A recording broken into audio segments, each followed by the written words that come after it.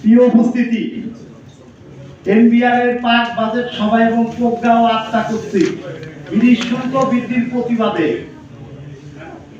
বৃদ্ধির প্রস্তাবের প্রতিবাদে আজকের এই সাংবাদিক সম্মেলন। সুপ্রিয় সাংবাদিক বৃন্দ, আসসালামু আলাইকুম। আশা করি আপনারা ভালো আছেন।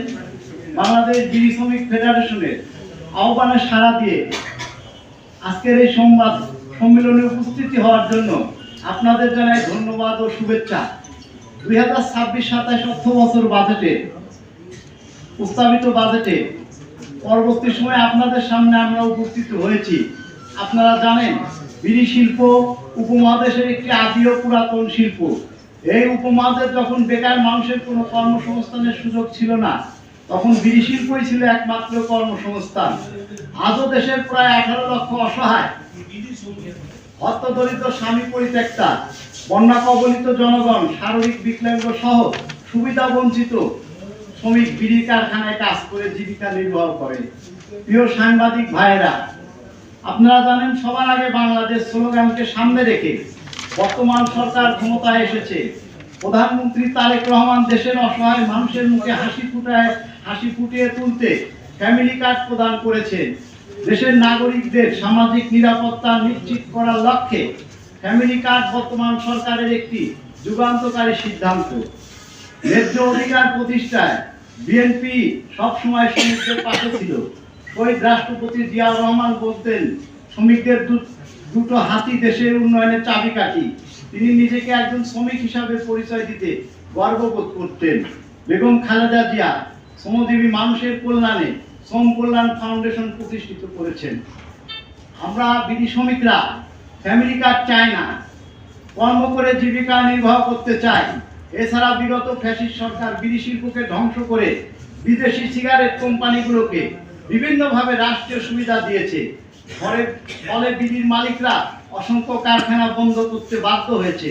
সুতরাং বিড়ি শিল্পকে বাঁচাতে এবং শ্রমিকদের কর্মরক্ষার্থে আগামী 2026-27 অর্থ বছর বাজেটে বিড়ি শিল্পের উপর শুল্ক বৃদ্ধি না করার অনুরোধ করছি।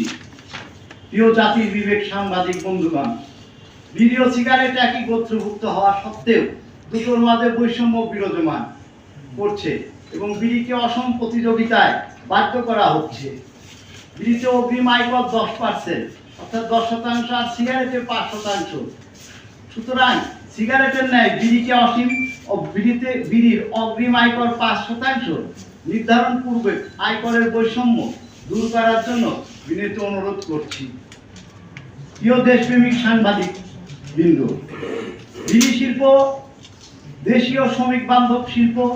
তবে বিড়ি শিল্পকে ধ্বংস করতে বিভিন্ন সময়ে দেশি বিদেশি নানা ষড়যন্ত্র চলমান রয়েছে। ফলে প্রকৃত রাজস্ব প্রদানকারী বিড়ি মালিকগণ কারখানা বন্ধ করতে বাধ্য হচ্ছে। কারখানা বন্ধের ফলে শ্রমিকরা কর্ম হারিয়ে বেকার জীবন যাপন করছে। কর্মসংস্থান না থাকায় পরিবার নিয়ে মানবতার জীবন যাপন করছে। তাই শ্রমিকদের স্বার্থে সপ্তাহে 6 দিন কাজের ব্যবস্থা করতে হবে। এছাড়া শিল্পের অস্তিত্ব টিকিয়ে রাখতে 2026-27 অর্থ বছর বাজেটে বিড়িতে শুল্ক বৃদ্ধি না করে বিড়ি শ্রমিকদের কল্যাণে সামাজিক সুরক্ষা চালু করার দাবি জানাচ্ছি। প্রিয় সাংবাদিক বন্ধুগণ, বাংলাদেশের অর্থনীতিতে বিড়ি কারখানার মালিকদের অবদান অপরিসীম। এই শিল্পের মালিকরা এদেশে বড় বড় শিল্প প্রতিষ্ঠান গড়ে তুলেছে, অথচ বিদেশি বহুজাতিক কোম্পানি, এদেশের কিছু এনজিও এই শিল্পকে ধ্বংস করতে নানা ষড়যন্ত্রে লিপ্ত। বর্তমানে নিম্ন স্তরে সিগারেটের টোবাকো মার্কেটের প্রায় 80% দখল করে আছে। দেশীয় শিল্পের প্রসার এবং শ্রমিক বান্ধব বিড়ি শিল্পের অস্তিত্ব রক্ষায় নিম্ন স্তরে সিগারেটের মূল্য বৃদ্ধি করতে হবে। প্রিয় কলম সৈনিক বন্ধুরা, নানাবিধ প্রতিকূলতার মাঝে টিকে থাকা বিড়ি শিল্পের গলার কাটা হয়ে দাঁড়িয়েছে নকল বিড়ি। বিড়িতে ট্যাক্স বৃদ্ধির ফলে অসাধু বিড়ি ব্যবসায়ীরা বেশি লাভের আশায় সরকারের ট্যাক্স ফাঁকি দিয়ে নকল বিড়ি উৎপাদন করে।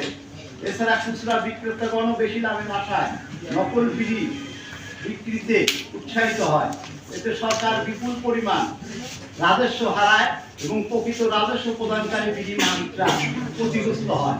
সুতরাং দেশের অর্থনীতিকে সমুদ্রশালী করতে হলে নকল বিড়ি উৎপাদন ও বিক্রি বন্ধে প্রয়োজনীয় ব্যবস্থা গ্রহণ করতে হবে। দেশীয় শিল্প প্রান্তিক গরিব অসহায় অসুবিধা বঞ্চিত মানুষের কর্মরক্ষার্থে আমাদের দাবিসমূহ পেশ করছি। দাবিসমূহ: ১. ২০২৬-২৭ অর্থ বছর বাজেটে বিড়ি শিল্পের শুল্ক বৃদ্ধি না করা। ২. সিগারেটের অগ্রিম আয়কর ৫% আর বিড়িতে 10% অগ্রিম আয়করের এই বৈষম্য আমরা অবশ্যই দূর করতে হবে এবং আমরা দেখতে চাই, কারণ বৈষম্যর বিরুদ্ধে যে আন্দোলন হয়ে রাষ্ট্রের ক্ষমতা পরিবর্তন হয়েছে, আমরা মনে করি এই বৈষম্য সিগারেট এবং বিড়ির পর না থাকায় আমরা যথাযথ মনে করি।